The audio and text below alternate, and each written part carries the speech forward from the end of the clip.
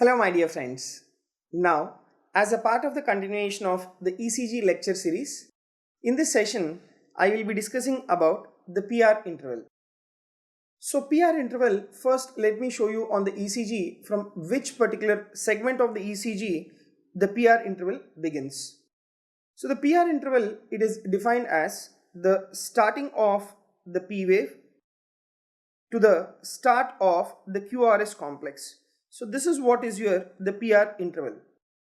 Now, what exactly is the representation of the PR interval, right? What is the electrical activity of the heart which is representing the PR interval?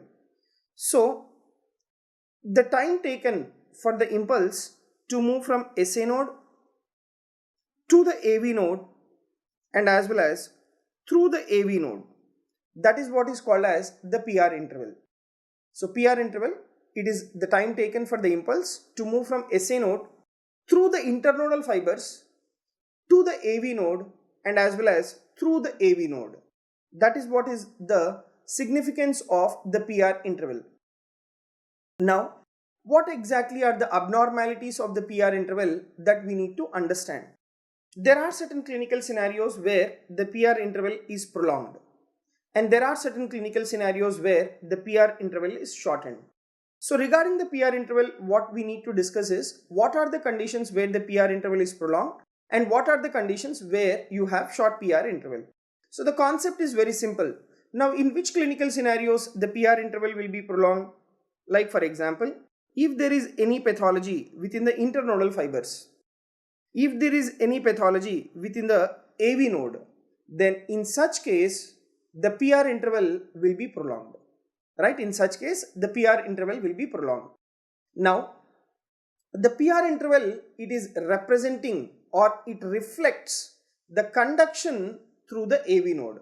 If the internodal fibers and AV node, if they are normal, then the PR interval will be absolutely normal.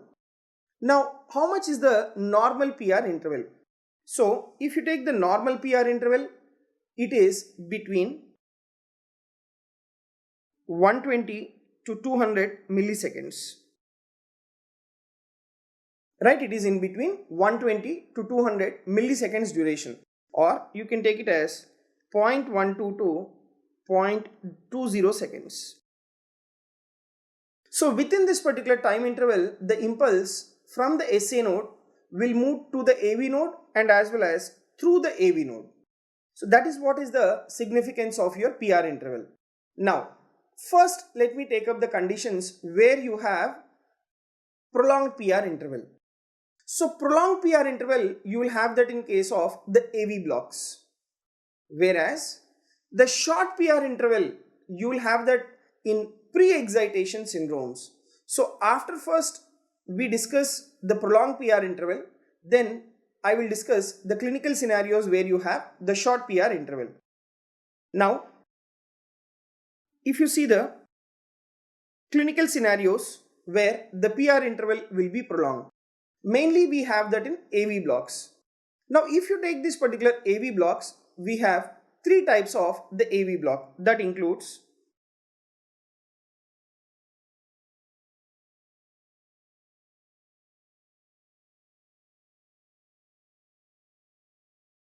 first degree AV block, second degree AV block, and then we have then we have the complete heart block or the third degree AV block, right? So that is about the AV blocks, first degree, second degree, and as well as the third degree AV block. Now, let me discuss about the first degree AV block. Now, if you take this particular ECG, in this ECG, if you calculate the PR interval, it is more than 200 milliseconds. So this is the ECG suggestive of the first degree AV block. So in first degree AV block, the PR interval will be prolonged. That means it will be more than 200 milliseconds. That is what is your first degree AV block. So if you see that the PR interval is more than 200 milliseconds, and how many small squares that PR interval has to occupy? It has to occupy 5 small squares.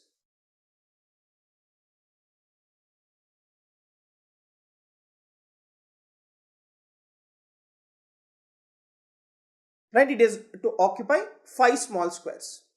Right, and we have another terminology called marked first degree AV block. So when do we use this word marked first degree AV block is when the PR interval is more than 300 milliseconds. That is the point when we use the word marked first degree AV block.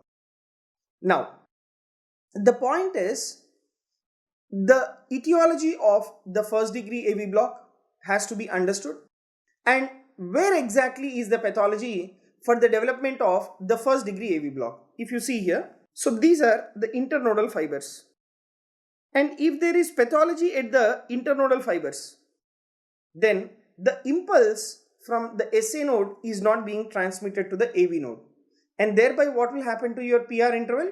The PR interval will be prolonged, right? The PR interval will be prolonged. All right. Now, the next thing is, what are the etiologies of the first degree AV block? The first degree AV block, it can be present physiologically in athletes. And why is that in athletes? That is due to high vagal tone, right? So let me show you all the etiologies. So these are the etiologies of the first degree AV block. Number 1, athletes, that is due to high vagal tone. Next, in clinical scenario of the rheumatic fever. See, in rheumatic fever, right, the pathology will be at the internodal fibers.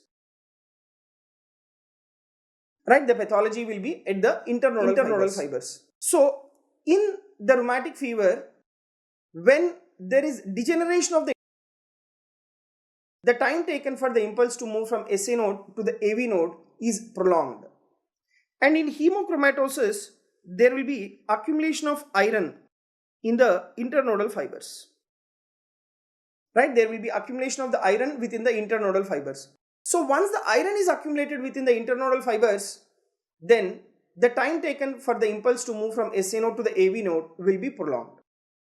And you see in case of the sarcoidosis. In sarcoidosis, right, there is accumulation of non-caseating granulomatous material.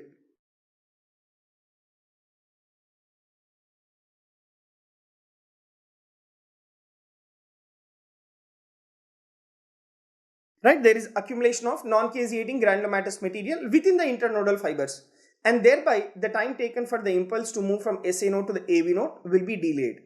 And in case of the endomyocardial fibroelastosis, there will be accumulation of abnormal fibrous tissue within the internodal fibers. So in all these clinical scenarios, the pathology will be at the level of the internodal fibers, and the time taken for the impulse to move from SA node to the AV node will be delayed. And what will be the clinical presentation of these individuals? Most of the time they are asymptomatic, and they can have this exercise intolerance, right? They can have this exercise intolerance. So this is about the first degree AV block, and most of the times they are asymptomatic and they don't require any particular treatment. And if you are able to make out that there is an underlying etiology which is causing prolonged PR interval, then you try to correct that particular underlying etiology. Except for that, these patients with the first degree AV block, they don't require any particular treatment. Now, followed by that, you see the second degree AV block. So, if you see this second degree AV block,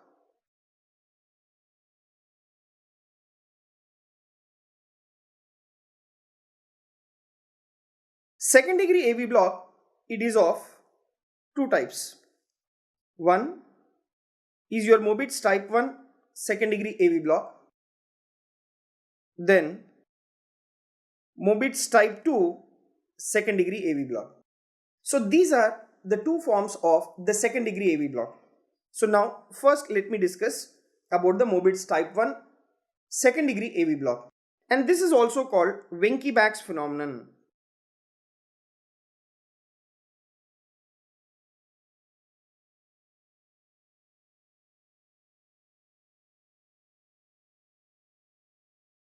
Right, this is also called Wenckebach's phenomenon.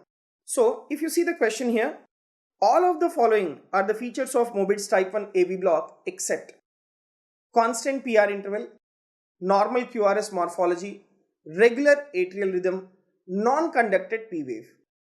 So if you take in case of the Mobitz type 1 AV block, in these individuals, they will have the constant PR interval, that is prolonged PR interval. They will have normal QRS morphology as well, and they will also have the regular atrial rhythm.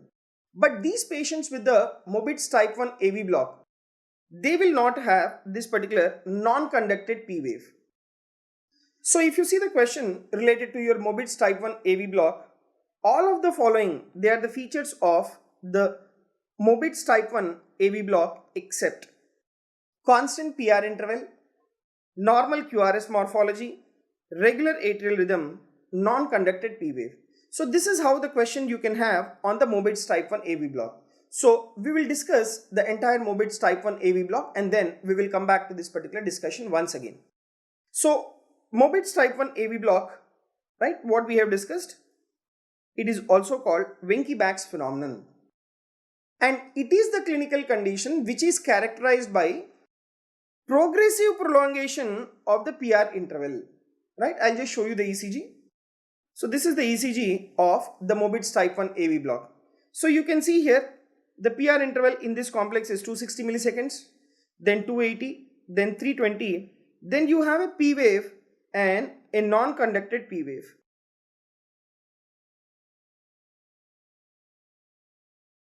Right, non-conducted P wave. So non-conducted P wave in the sense you have a P wave, right? So you have a P wave but there is no QRS complex, right? But there is no QRS complex. So that is what is your Mobitz type 1 AV block, right? The PR interval will be prolonged. And how is it?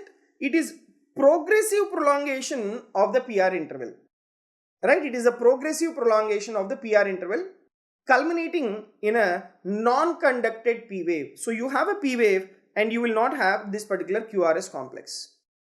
And remember the PR interval, right? If you take the PR interval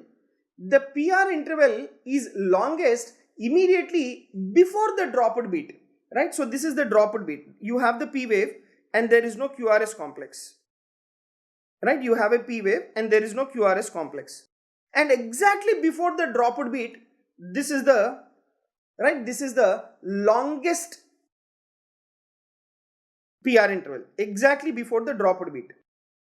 And if you take the PR interval after the dropped beat, right? So if you take this PR interval, it is shortest, right? This is shortest. So PR interval before the dropped beat, it is longest, and PR interval after the dropped beat, it is the shortest of all the PR intervals. So this particular second degree AV block, this is also called as Wenckebach's phenomenon or your Mobitz type 1, the AV block. Now, what exactly is the mechanism, right? See, first degree AV block, I have said you the pathology will be at the level of the internodal fibers. Whereas, if you take the mechanism for Mobitz type 1, this is usually due to reversible conduction block at the level of the AV node.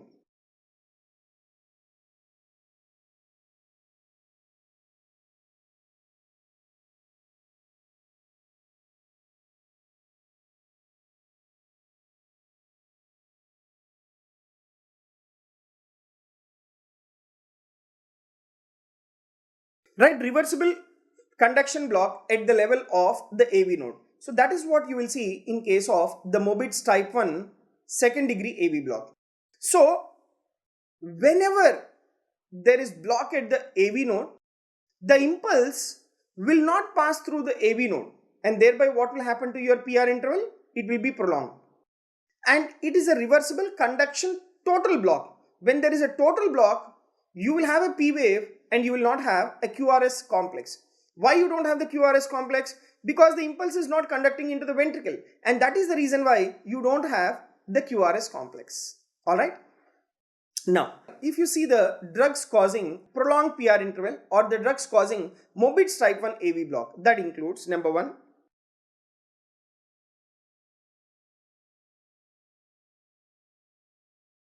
beta blockers, calcium channel blockers, because these two drugs, they are AV nodal blocking agents.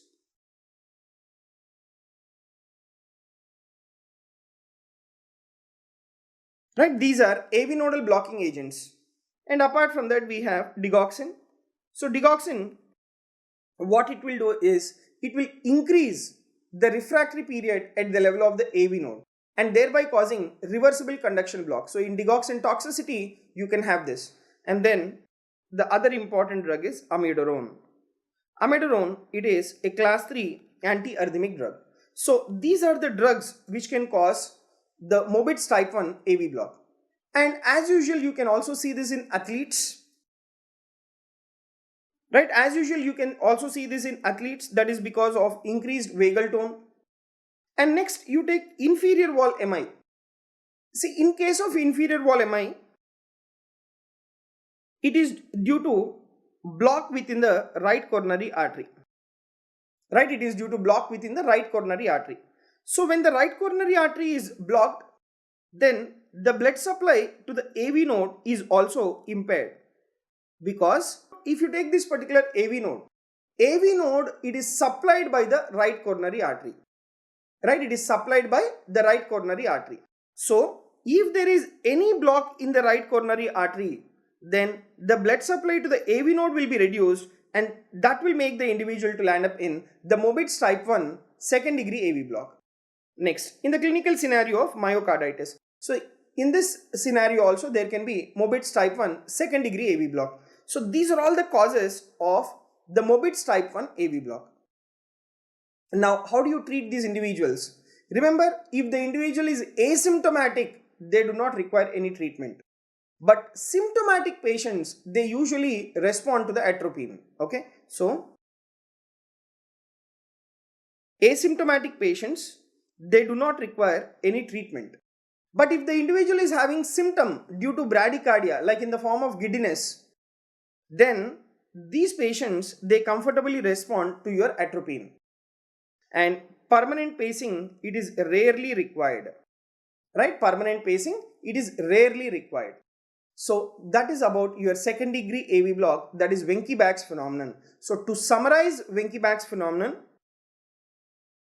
in these individuals, they will have progressive prolongation of the PR interval, and then you have a non-conducted P wave.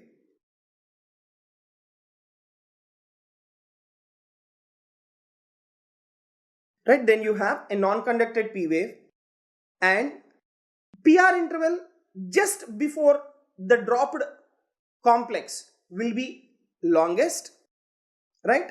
Whereas the PR interval after the dropped complex will be the shortest. So that is about your Mobitz type 1 AV block. Now if you see this question, all of the following are the features of the Mobitz type 1 AV block except constant PR interval, normal QRS complex, regular atrial rhythm, non-conducted P wave. So if you see here, they will have a normal QRS complex because there is no pathology within the ventricle, except for where you have a dropped complex, because the conduction to the ventricle is not taking place. But whenever the QRS is appearing, the QRS is having a normal QRS morphology. And they will have a regular atrial rhythm because the pathology is not at the level of your SA node. SA node is depolarizing at appropriate time, so thereby you are getting that particular atrial contracture. So you have a regular atrial rhythm. And occasionally, whenever there is a reversible block of the AV node, then you will have the non-conducted P wave. But if you take the PR interval, it will not be constant. The PR interval, there will be progressive prolongation of the PR interval.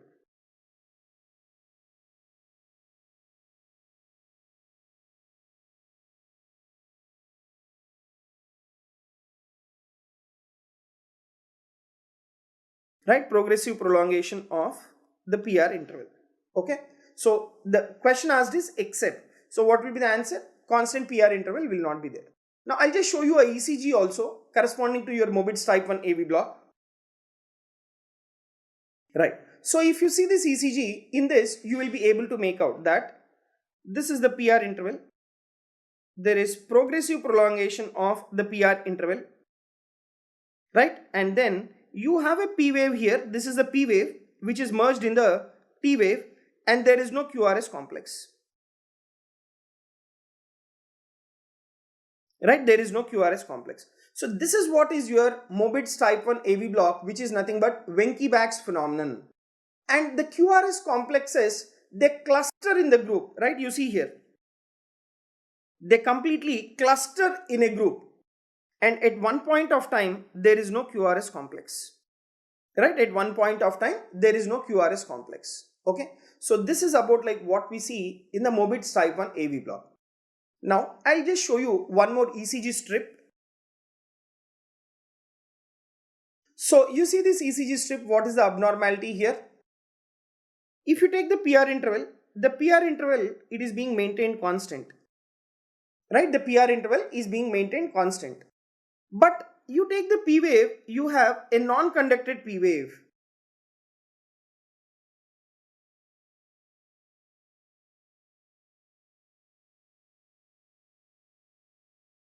Right, you have a non-conducted P wave. So, Mobitz type 1 AV block, there was like progressive prolongation of the PR interval and non-conducted P wave. But here you have a constant PR interval but a non-conducted P wave is there. So, this is the ECG of second degree AV block but Mobitz type 2. Right, Mobitz type 2. So, in Mobitz type 2 second degree AV block, there is intermittent non-conducted P wave without progressive prolongation of the PR interval. Right, without progressive prolongation of the PR interval. And the PR interval in the conducted beat, it remains constant. So you see here, in whichever the complex you have, the PR interval, it is remaining absolutely constant. Right, the PR interval in the conducted beat, it is remaining constant. And you take the RR interval. Right, if you see this RR interval, the RR interval surrounding the dropped beat. Right, so this is the dropped beat. Right, you have a P wave and you don't have the QRS complex. So the RR interval surrounding the dropped beat, it is an exact multiple of the preceding RR interval. See, this is the preceding RR interval. Right, this is the preceding RR interval. So this RR interval, like whatever you are having, it is exact multiple of the preceding RR interval. Right, so that is an important point related to your second degree AV block Mobitz type 2. Now you should know what is the mechanism. Mechanism for the Mobitz type 2 AV block. Mobitz type 2, it is usually due to failure of conduction at the level of the His-Purkinje system.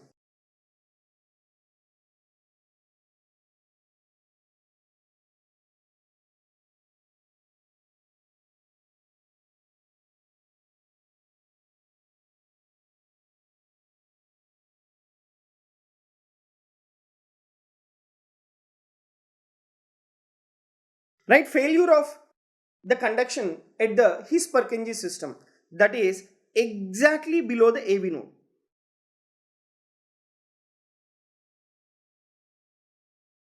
Right, that is exactly below the AV node. So that is what is the mechanism for your Mobitz type 2 AV block. Now what are the etiologies? The etiologies for Mobitz type 2 AV block is the anterior wall Mi. So if you take the etiologies, one is anterior wall Mi. So in case of anterior wall Mi, like anterior wall, it is supplied by left anterior descending artery.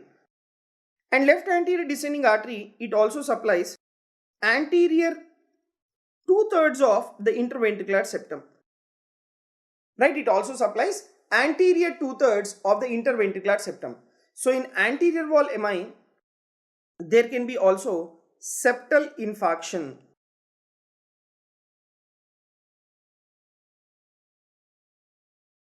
right? There will be septal infarction of anterior 2/3 of interventricular septum. Now, once there is septal infarction of the anterior 2/3 of the interventricular septum, that will cause the necrosis of the bundle branches, right? So that will cause necrosis of the bundle branches. So once there is necrosis of the bundle branches, there the His-Purkinje system is necrosed. So once the His-Purkinje system is being necrosed, then the impulse from the atria is not properly conducted into the ventricle, and that makes the individual to develop what is called Mobitz Type 2 AV block. Right? Mobitz Type 2 AV block. Next, apart from that, we have another disorders called Lev's disease and Lenigraze disease. In Lev's disease and Lenigraze disease, there is fibrosis of the conducting system of the heart. And because of the fibrosis of the conducting system of the heart, the impulse from atria is not being conducted into the ventricle. Then, in a clinical scenario where the individual had undergone a cardiac surgery, and especially that particular surgery which is involving the mitral valve repair, right? Especially that particular surgery involving the mitral valve repair, that is the surgery close to the interventricular septum. Then followed by that, the inflammatory conditions, right? And what are those inflammatory conditions? Like rheumatic fever, myocarditis, Lyme disease. Lyme disease is the disorder caused by a Borrelia burgdorferi. So these are all the causes for Mobitz type 2 second degree AV block. So in all these clinical scenarios, the pathology will be below the AV node at the level of the His-Purkinje system. Now, what is the clinical significance? You take first degree AV block and Mobitz type 1 second degree AV block, most of them they remain asymptomatic. But if you take the Mobitz type 2 second degree AV block, because of the impulse not being transmitted to the ventricle, these patients they can present with the syncopal attack or the sudden cardiac death, right? So these patients they can present with a syncopal attack or the sudden cardiac death. Okay, and most common bradyarrhythmia seen after the MI, right? Most common bradyarrhythmia after the MI is your Mobitz type 2 AV block, right? And this can make the individual to land up in the sudden cardiac death. So in those individuals, whoever is having this particular Mobitz type 2 AV block, they require immediate admission for cardiac monitoring, and they have to be placed on the temporary pacemaker, and ultimately these patients they require the permanent pacemaker, right? Ultimately these patients they require the permanent pacemaker.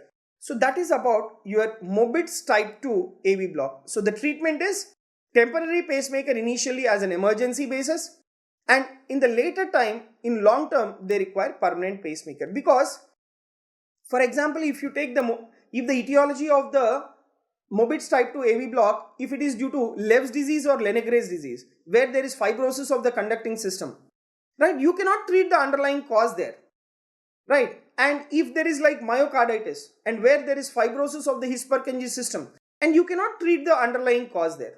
And if there is infarction, septal infarction in case of anterior wall Mi, there also, even though you treat the underlying cause, but that infarcted septum will not recover back. So that is the reason why these patients ultimately they may land up in requirement of the permanent pacemaker. Now, if you see a question here, which of the following may be seen in second degree heart block? Change in the QRS complex morphology, atrial rate more than ventricular rate, prolonged conduction time, one P wave to each QRS complex, constant relationship between the P and as well as the QRS complex, right? You can select three options, whichever are correct. So remember, in these patients, which of the following may be seen in the second degree AV block? Number one, atrial rate is definitely more than the ventricular rate, right? Atrial rate is definitely more than the ventricular rate because you have non-conducted P waves occasionally. And there is a prolonged conduction time, right? This is also a correct statement. And one P wave to each QRS complex is wrong, because you have at certain places the non-conducted P waves, and constant relationship between the P and QRS complex is not being maintained. And what would be the other option that you can select? That is change in the QRS complex morphology occasionally, right? Change in the QRS complex morphology occasionally. So these are the three true statements which you can take into consideration, right? Your first option is less likely, but as the question says to select three options, you can just go with the A, because occasionally there can be change within the QRS complex morphology. Now, after having discussed about the second degree AV block, now let me show you another ECG. Now, if you see this particular ECG, what is that you are able to make out? So you have a P wave, P wave, P wave, then QRS complex, and that too a wide QRS complex. And you have another P wave, P wave, P wave, P, and then QRS complex. So what is that you are able to make out? You are able to make out that there is no relation between the atrial complexes and as well as the ventricular complexes. So atria, it is contracting on its own,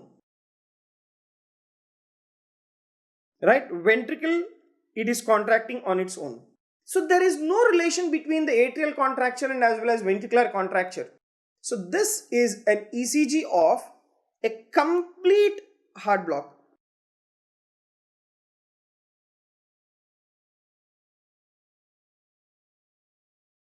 Right, this is the ECG of complete heart block, which is nothing but the third degree AV block.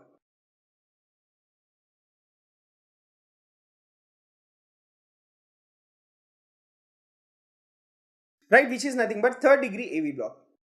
So in third degree AV block, so in complete heart block, there is complete absence of the AV conduction. Right, there is complete absence of the AV conduction. The AV node is permanently blocked. So none of your supraventricular impulses are conducted to the ventricles. Right, none of your supraventricular impulses are conducted to the ventricles. And typically, what will be the presentation of these patients? So in case of the third degree AV block, the presentation will be in the form of a very severe bradycardia, right? So where they have independent atrial and as well as ventricular rates. Now what is the mechanism for the third degree AV block? Complete heart block, which is nothing but third degree AV block, is essentially the end point of either Mobitz Type 1 or the end point of Mobitz Type 2 AV block. So in these individuals, they will have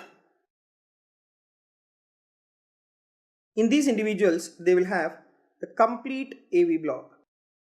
So what are the causes of the complete heart block? The causes of the complete heart block, it includes number 1, inferior wall Mi, where the right coronary artery which is supplying to the AV node will be completely blocked if the right coronary artery is blocked. Next, AV nodal blocking agents, and these AV nodal blocking agents include calcium channel blockers,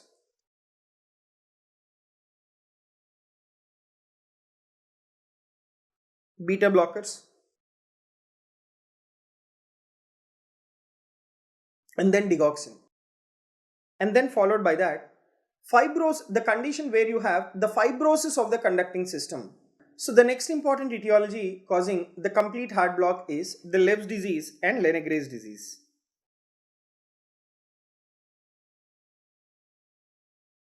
So in case of the Lebb's or Lenigraze disease, there will be fibrosis of the conducting system of the heart. Now, what will be the clinical significance of these patients with a third degree AV block? The clinical significance is that these individuals, they are at high risk of sudden cardiac death. And the clinical features, they will have recurrent syncopal attacks. Right? They'll have recurrent syncopal attacks. And these are the patients, they require a urgent temporary pacing and followed by that they require the insertion of the permanent pacemaker. So this is about the clinical significance of these patients with the complete heart block. And the ECG features in case of the complete heart block is that you take the RR interval, PP interval in a normal person. So in a normal person, the RR interval and as well as the PP interval, they are equal. But in case of complete heart block, it is unequal. That is the ECG feature like what you will see in patients with the complete heart block. And the most definitive or reliable treatment for patients with symptomatic AV conducting system, right, is temporary or permanent pacemaker. Okay, so wherever you have the AV nodal block, the most definitive or the reliable treatment if the patient is symptomatic is temporary or the permanent pacing. So the permanent pacing, like it's a dual pacing, like where you need to pace both atria and as well as the ventricle.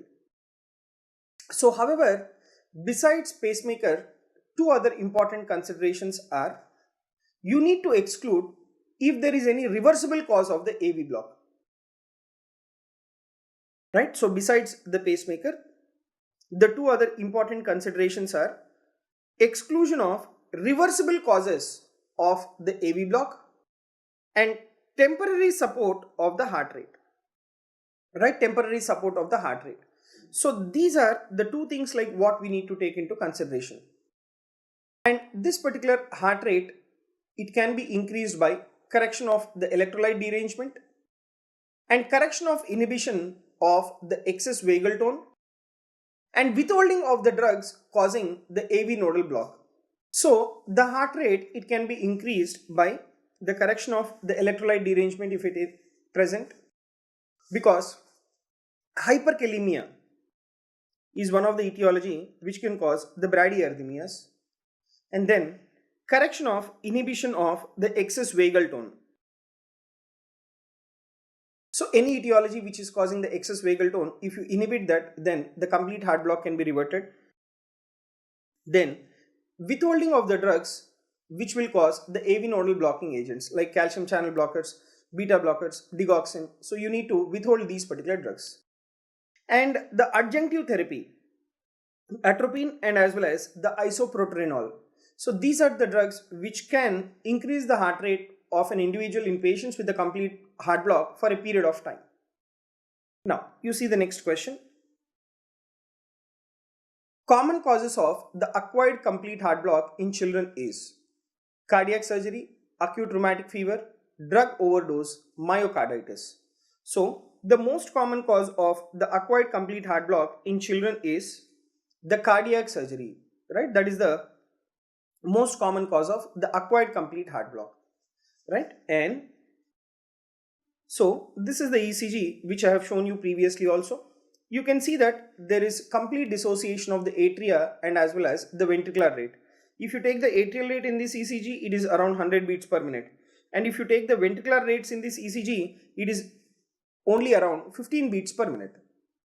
So these patients require an urgent treatment, right? So initially with the medical management, that is atropine or isoprenaline, and then immediately he require pacing. Okay, next. You see the other question. Constant PR interval is seen in first degree AV block, second degree Mobitz Type 1 AV block, second degree Mobitz Type 2 AV block, third degree AV block. So we have two options where you have a constant PR interval. In case of first degree AV block, the PR interval will be prolonged, but it will be constant. Right? And in case of the Mobitz Type 1 AV block, so here there will be progressive prolongation of the PR interval. Whereas you take in case of Mobitz Type 2 AV block, in Mobitz Type 2 AV block, you will have a constant PR interval. Right? You have a constant PR interval, but there will be intermittent dropped beats. There will be non-conducted P waves. So in first degree AV block and as well as the Mobitz Type 2 AV block, the PR interval can remain constant. whereas in remaining types of the AV nodal blocks, the PR interval, it is not constant. Now, let me compare all the forms of the AV blocks. So you take the rhythm in all the forms of block. First degree, second degree Mobitz type 1, type 2 and as well as third degree. The rhythm in the first degree, it is a completely irregular rhythm. But if you take the Mobitz type 1 and Mobitz type 2, the atrial rhythm is regular. But if you take the ventricular rhythm, it is irregular in case of Mobitz type 1. And Mobitz type 2, it is usually regular but may be irregular if the conduction ratio varies. But definitely even in Mobitz type 2 also, it is irregular. And you take the third degree AV block, the rhythm, the ventricular rhythm and as well as atrial rhythm, they are regular. But the point is, both of them, they don't contract in a coordinated manner. Atria will contract on its own at a regular interval. Ventricle will also contract on its own at a regular interval. So ventricular rhythm is regular, atrial rhythm is regular in third degree AV block. Okay.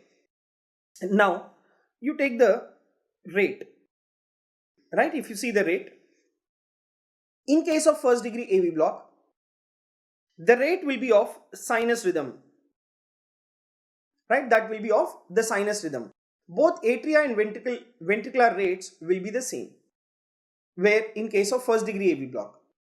Whereas you take in case of second degree AV block, the atrial rate will be of sinus rhythm, but ventricular rate, it depends upon the impulses conducted through the AV node. Right? The ventricular rate, it depends upon the impulses conducted through the AV node. Okay. So that is about your Mobitz type 1 AV block. And you take Mobitz type 2.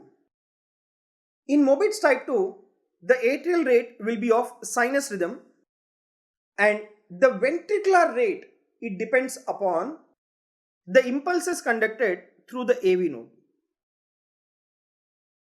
And definitely it will be less than the atrial rate. So in both of these scenarios, Mobitz type 1 and Mobitz type 2, the atrial rate will be more than that of the ventricular rate.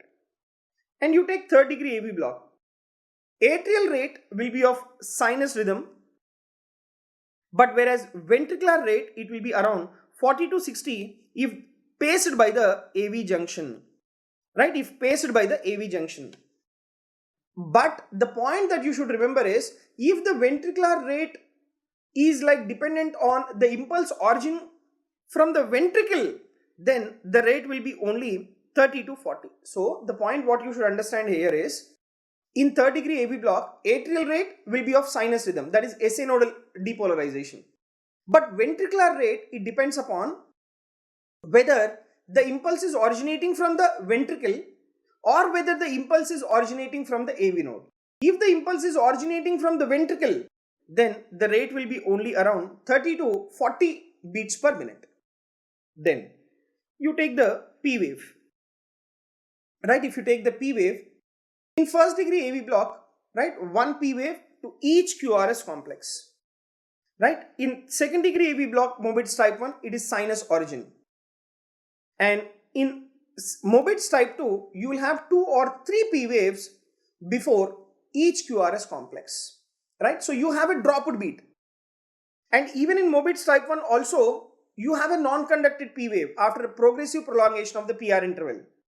And in case of the complete heart block, there is no constant relationship between the P waves and as well as the QRS complex. So that is about the P wave. So in first degree, you have a P wave for each QRS complex, but that is not followed in subsequent AV blocks. And you take the PR interval. PR interval in case of the first degree AV block, it is prolonged, right? It is prolonged PR interval. Whereas in case of Mobitz type 1, the PR interval varies. There will be progressive prolongation of the PR interval and you have a non-conducted P wave. And in that particular non-conducted P wave, a pause followed by a dropout QRS complex is present. And in case of Mobitz type 2, you have normal or prolonged but remains constant. The PR interval, it remains constant, but you have a non-conducted P wave. And in third degree AV block, the PR interval, it greatly varies. And you take the QRS complex next. The QRS complex, in all the clinical scenarios, it is more or less normal, except for your third degree heart block. In third degree heart block, the QRS complex can be prolonged. Why? If the impulse is originating from the ventricle, then the rate or the velocity at which the impulse will travel across the ventricle will be very slow. So thereby, you will have a wide QRS complex in case of the third degree AV block. Whereas in remaining the other scenarios, the QRS complex may remain normal. So after having a comparison of all the types of AV block, now let me tell you what are all the various indications of the pacemaker. So if you see here, the very important indications of pacemaker is number 1, sick sinus syndrome. In sick sinus syndrome, the pathology will be at the level of the SA node and the heart rate in this individual is 45 to 60 beats per minute. And the other indication of the pacemaker is the complete heart block where the pathology is at the level of the AV node. And the other indication for the pacemaker is Mobitz type 2 AV block where the pathology is at the level of the bundle of S. And here the heart rate will be around 50 to 20 beats per minute. So these are the indications of pacemaker. Sick sinus syndrome, pathology at the level of SA node, complete heart block, pathology at the level of AV node, Mobitz type 2 AV block, the pathology at the level of the bundle of S. Now, if you see the site of the pacemaker where exactly you place it, the pacemaker most of the times it is placed in the left infraclavicular area. The battery is placed at the infraclavicular area. But if you take the leads they are placed in the atria and as well as the ventricle. And these particular leads, they are radio opaque, right? So you can visualize these particular leads in a chest x-ray. So this is about the indications of pacemaker and where do you place this particular pacemaker. Now, the pacemaker rhythm is different, right? Pacemaker rhythm is different. So whenever you place a pacemaker, right? So there are various types of pacemaker like single chamber pacemaker, dual chamber pacemaker, which is sensed, which is like what is the response. So accordingly, you have the labeling of that particular pacemaker which has been placed within the individual. And this particular labeling is being done by 4 letters. That includes the following. So if you take the first letter in the labeling of the pacemaker, it tells you what is the chamber paced. O, it is like none of the, it is not paced. A stands for atria is being placed. V stands for ventricle being placed. D stands for both atria and as well as ventricle being paced. Then the next like what we have is like sensing. The second letter in your labeling is sensing. The word O, none, that is either atria nor ventricle is sensed. A is your atria sensed, V is your ventricle sensed, D is your both atria and as well as ventricle is being sensed. So you have a pacing lead either in atria or ventricle or sometimes in both. And once the pacing lead will send the impulse, the other chamber will receive the impulse and it will sense. Like for example, you are keeping the pacing lead in the atria and atria, the lead which is placed in the atria will send the impulse and that particular impulse can be sensed by the ventricle. So then you can write it as V. Now, the third letter is response to sensing. O is none. I stands for response to sensing is inhibited sense and T is your trigger. And lastly, rate adaptive. O is none and R stands for rate adaptive. What does this mean? Rate adaptive. Like for example, when the individual is sleeping or when the individual is resting, the heart rate required for the individual is less. So accordingly, your pacemaker will adapt that particular rate to send the impulses. Whereas when the individual is doing certain exertional activity, the pacemaker will sense that and will try to send more impulses, and the heart rate will be on the higher side in order to have a greater cardiac output. So these are the 4 letters in your pacemaker. First letter is your chamber paced, second letter is your chamber sensed, third letter is your response to sensing, and fourth letter is the rate adaptation. So this is about the labeling of your pacemaker. So this completes the discussion of the prolonged PR interval abnormality. First degree AV block, second degree AV block, and as well as the complete heart block. And following this subsequently, I will be discussing the conditions where you have a short PR interval, that is the pre-excitation syndromes. Thank you very much.